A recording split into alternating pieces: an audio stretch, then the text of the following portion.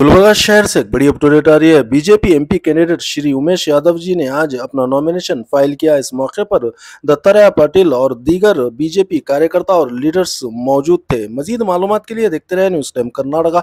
अगर फेसबुक पर देख रहे हैं तो पेज को फॉलो करना ना भूलें। अगर यूट्यूब पर देख रहे हैं तो चैनल को सब्सक्राइब करना ना भूलें। जय हिंद, जय कर्नाटका। गुलबर्गा शहर में पहली बार 5 साल मेंटेनेंस के साथ फार्म हाउस सेल किया जा रहा है। ये जो पीछे आप देख रहे हैं रहमत फार्म हाउस है, इसका वर्क स्टार्ट हो चुका है और बुकिंग भी स्टार्ट हो चुकी है। ज्यादा जानकारी के लिए कांटेक्ट कीजिए भूमि बिल्डर्स एंड डेवलपर्स के मोबाइल नंबर 9972781789। ये आप लोगों को इजी इंस्टॉलमेंट के साथ 5 साल की इजी इंस्टॉलमेंट के साथ सेल किया जा रहा है। गुलबर्गा से ये 10.5 किलोमीटर यानी 10.5 किलोमीटर पर यह फार्म हाउस बनाया जा रहा है। Village केरूर, taluka district Gulbarga. Contact कीजिए भूमि बिल्डर्स एंड डेवलपर्स। आज मैं भारतीय जनता पार्टी का अभ्यर्थी उमेश यादव, हमारे मित्र माजी एमएलए केकेआरडीबी के चेयरमैन अप्पू गौड़ा जी के साथ, हमारे बहन शोभा बानी के साथ, हमारे और एक भाई भीमण्णा बिल्लो जी के साथ, लिंगराज बिरादर के साथ हम सब जाकर आज पहला एक सेट नॉमिनेशन भर के आए हैं और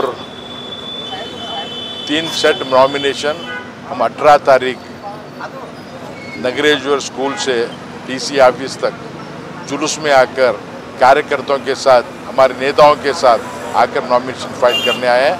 मैं आपके दरिया में लोगों से हाथ जोड़कर विनती करता हूं, रिक्वेस्ट करता हूं, और एक बार मोदी जी को तीसरे बार प्रधानमंत्री करने के लिए आशीर्वाद दीजिए। आपका बेटा, आपका सेवक डॉक्टर उमेश यादव को, कमल के फूल को वोट डालकर मुझे और एक बार वोट डाल के जिताने के लिए आपके जरिए मैं सबको रिक्वेस्ट करता हूँ। इसके बारे में नॉमिनेशन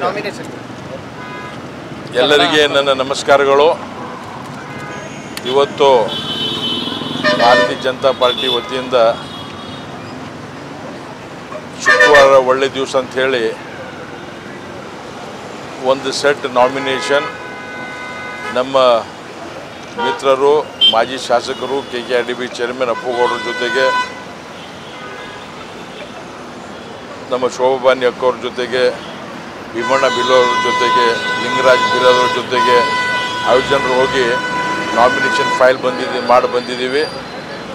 18ನೇ ತಾರೀಕು ನಾವು ನಮ್ಮ ಪಾರ್ಟಿ ಕಾರ್ಯಕರ್ತರು ಇನ್ನೊಂದು 3 ಸೆಟ್ ನಾವು ನಾಮಿನೇಷನ್ ಮಾಡೋದಿದೆ। 18ನೇ ತಾರೀಕು ಬೆಳಿಗ್ಗೆ 11 ಗಂಟೆ ನಮ್ಮ ನಗರೇಶ್ವರ ಸ್ಕೂಲಿಂದ ಮೆರವಣಿಗೆ ಶುರು ಮಾಡಿ ಇಲ್ಲಿ 1-1:30ಗೆ ನಾವು ಡಿಸಿಗೆ ಇನ್ನೊಂದು ಸೆಟ್ ನಾಮಿನೇಷನ್ ಮಾಡಿರ್ತೀವಿ।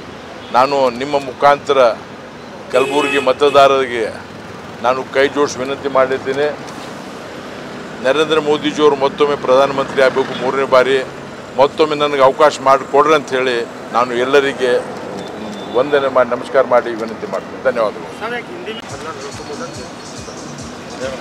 ಕಲ್ಯಾಣ ಕರ್ನಾಟಕದ ಹೆಬ್ಬಾಗಿಲಾಗಿರುವಂಥ ನಮ್ಮ ಕಲಬುರಗಿಯ ಲೋಕಸಭಾ ಕ್ಷೇತ್ರಕ್ಕೆ ಅತ್ಯಂತ ಯಶಸ್ವಿ ಲೋಕಸಭಾ ಸದಸ್ಯರಿಗೆ ಹೆಗ್ಗಳಿಕೆಗೆ ಪಾತ್ರರಾದಂಥ ಮತ್ತು 2ನೇ ಅವಧಿಗೆ ಇವತ್ತು ನಾಮಪತ್ರವನ್ನು ಸಲ್ಲಿಸಿರುವಂಥ ಡಾಕ್ಟರ್ ಉಮೇಶ್ ಯಾದವ್ ಸಾಹೇಬ್ರ ಇವತ್ತು ನಾಮಪತ್ರ ಸಲ್ಲಿಕೆಯನ್ನು ಕಾರ್ಯಕ್ರಮವನ್ನು ಇವತ್ತು DC ಕಚೇರಿಯಲ್ಲಿ ಇವತ್ತು ನಾಮಪತ್ರ ಸಲ್ಲಿಕೆಯನ್ನು ಇವತ್ತಿನ ದಿವಸ ಮಾಡಿದ್ದಾರೆ।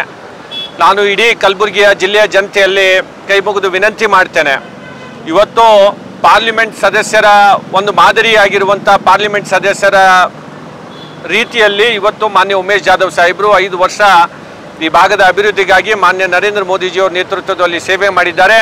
ಮತ್ತೊಮ್ಮೆ ವಿಶ್ವಕ್ಕೆ ಇವತ್ತು ಭಾರತದ ಕೀರ್ತಿ ಘನತೆಯನ್ನು ಹೆಚ್ಚಿರುವಂಥ ಮಾನ್ಯ ನರೇಂದ್ರ ಮೋದಿಜಿಯವರು 3ನೇ ಬಾರಿಗೆ ಈ ದೇಶದ ಪ್ರಧಾನಮಂತ್ರಿ ಆಗಲಿಕ್ಕೆ ಕಲಬುರಗಿಯ ಮಹಾಜನತೆ, ಜಿಲ್ಲೆಯ ಮಹಾಜನತೆ, ಎಲ್ಲ ಸಮಾಜದವರು ಒಂದಾಗಿ ಇವತ್ತು ಮಾನ್ಯ ಉಮೇಶ್ ಯಾದವ್ ಸಾಹೇಬರಿಗೆ ಆಶೀರ್ವಾದ ಮಾಡಬೇಕು ಅಂತ ಹೇಳಿ ನಾನು ಈ ಸಂದರ್ಭದಲ್ಲಿ ಕೇಳ್ತೇನೆ।